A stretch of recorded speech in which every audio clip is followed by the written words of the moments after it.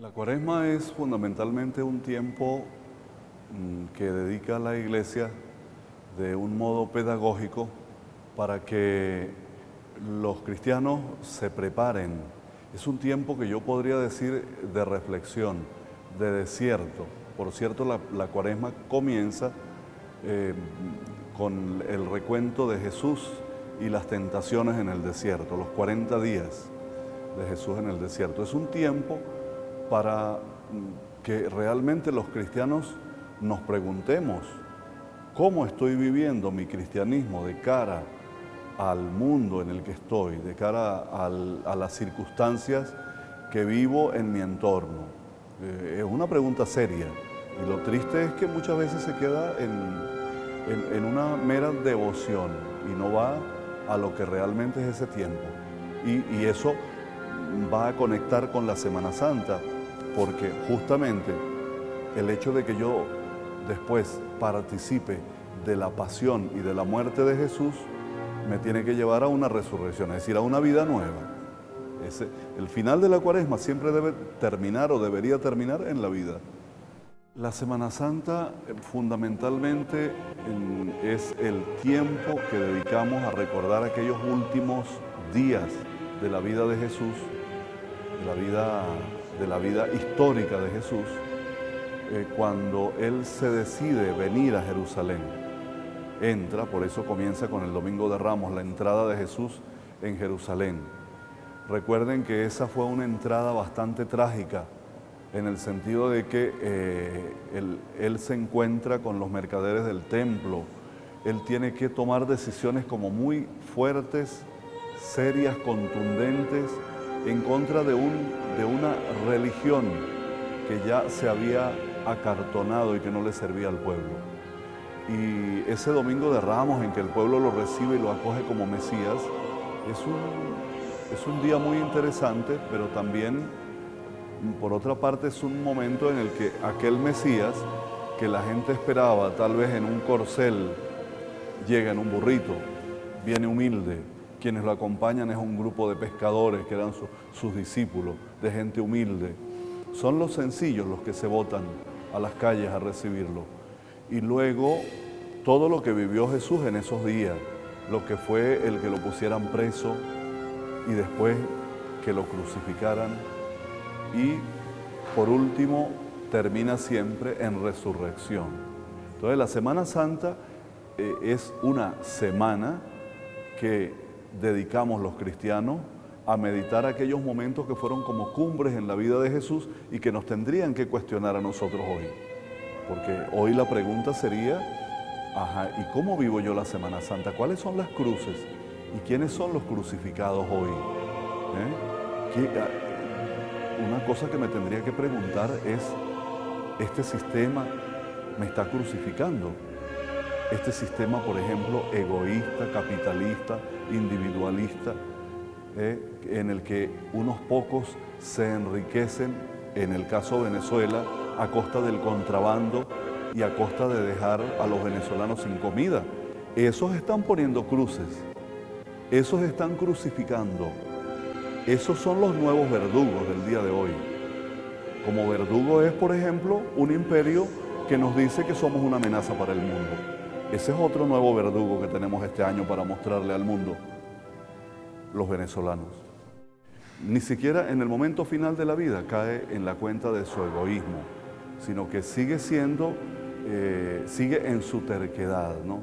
en seguir haciéndole a Jesús lo que le habían hecho siempre antes de crucificarlo, adversarlo, decir que lo que hacía era por obra de Satanás. Es decir, ahí vemos representada esa porción de la humanidad que se cierra a la venida de Cristo.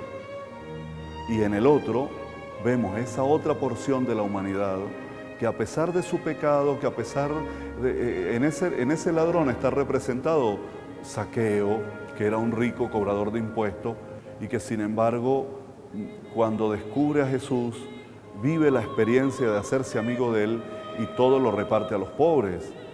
Y se convierte Zaqueo, es decir, no importa la vida que hayas llevado, lo importante es que hoy abras el corazón al amor, a la solidaridad, al servicio, y verás cómo entonces en ti comienza la resurrección, comienza una nueva vida.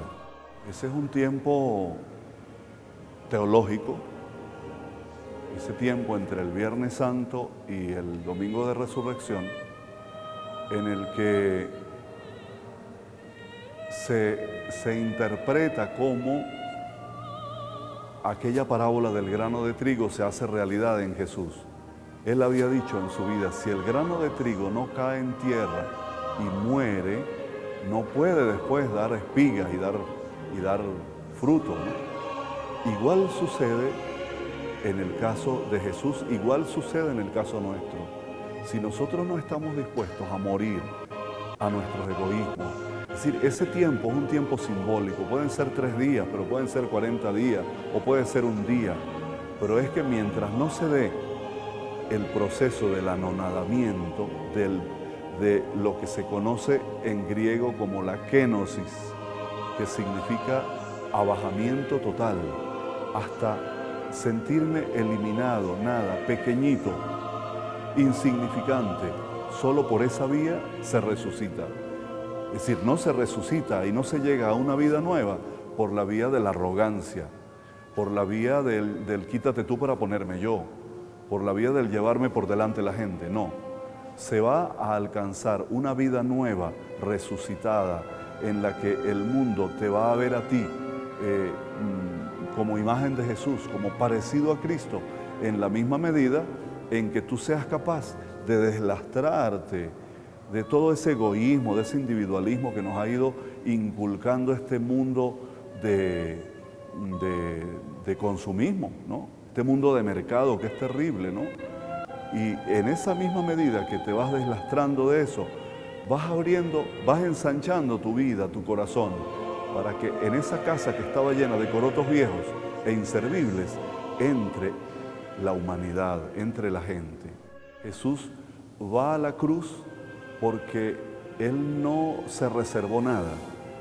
Él pasó por este mundo, por su momento histórico, solidarizándose con todos aquellos que nadie se solidarizaba, con los excluidos de su tiempo, los leprosos, las prostitutas, las mujeres, los niños, los ancianos abandonados, los pastores, los campesinos, toda esa clase que no contaba, ¿verdad? Los leprosos, que quizás no sé si los mencioné ya, pero de todos modos, Jesús muere así porque vive así.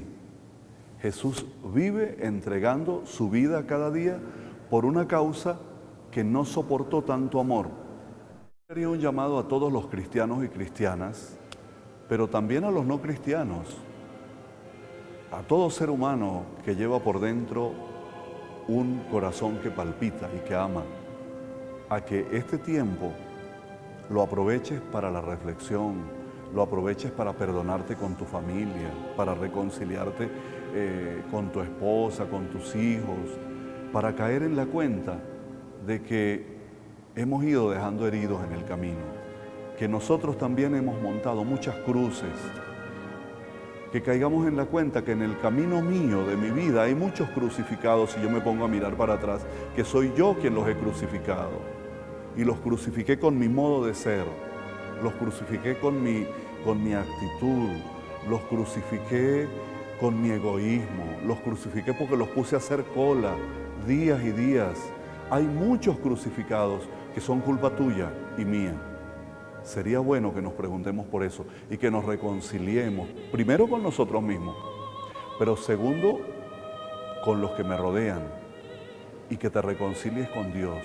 Dios no es castigador, Dios es amor, que te dejes abrazar por el Dios de Jesús, que nos ama y que está esperando que construyamos este mundo, que nos lo entregó, y esto es tarea nuestra, nos toca a nosotros ahora. Él dio la vida por esta humanidad.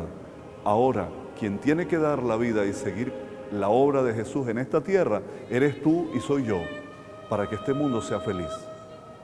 Él, cuando le preguntaron ¿para qué había venido?, él respondió: yo vine para que el mundo tenga vida y la tenga en abundancia, no una vida mediocre, una vida abundante, pero esa vida no la vamos a dar nosotros con mediocridades. Esa vida yo la voy a construir en este mundo en la medida que me dé a los demás, en la medida que esté abierto a la vida, al amor, al servicio, a la solidaridad, al perdón.